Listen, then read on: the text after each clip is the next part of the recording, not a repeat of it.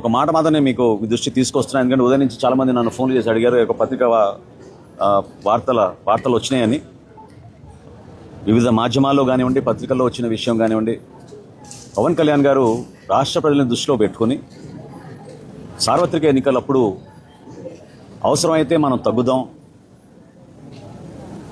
ఏ ప్రాంతంలో మన అభ్యర్థులు ఉన్నారో పార్లమెంట్లో కానివ్వండి, శాసనసభలో కానివ్వండి,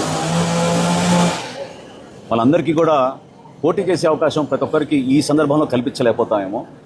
కానీ రాబోయే రోజుల్లో పార్టీని బలోపేతం చేసుకుంటూ ముందుకెళ్దాం. 2024లో జరిగిన ఎన్నికలు మాత్రం ఓటు చిల్లనివ్వం అనే మాట ఆయన ఇచ్చినందుకు దాన్ని గౌరవించుకుంటూ ఎక్కడ కూడా పొరపాటు లేకుండా ఆయన నిలబడ్డారు.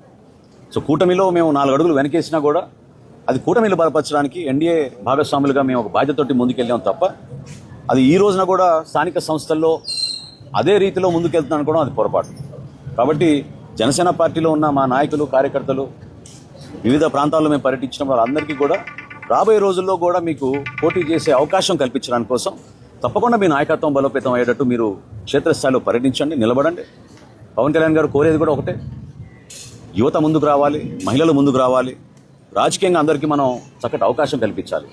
అటువంటి అద్భుతమైన ఒక వేదిక కష్టపడి జనసేన పార్టీ నిర్మాణం చేసినప్పటి నుంచి కూడా ప్రజల పక్షాన్ని నిలబడి పోరాటం చేస్తూనే ఉన్నారు. కాబట్టి అప్పుడు వర్తించిన ఫార్ములా ఈ రోజు కూడా వర్తిస్తుందనే వార్త ఈరోజు వచ్చింది. అది కరెక్ట్ కాదు. మననే మాకు ఎన్డీఏ సమన్వయం చేసుకుంటూ మీటింగ్ చేసుకున్నాం. సో రాబోయే రోజుల్లో మన బలబలాలని బట్టి, మన నాయకత్వాన్ని బట్టి, ఏ మున్సిపాలిటీలో, ఏ జిల్లాలో ఎక్కడ మనకి నాయకత్వం బాగా ఉందో వివిధ పార్టీని సమన్వయపరుచుకుంటూ Telugu Desam party, Janasena party, Bharatiya Janata party 3 కూడా ఒక బాధ్యతతోటి క్షేత్రస్థాయిలో నిలబడిన నాయకత్వాన్ని గౌరవించుకుంటూ వాళ్ళకి అవకాశాలు కల్పించుకుంటూ తీసుకెళ్లాల్సిన అవసరం ఖచ్చితంగా ఉంటుంది.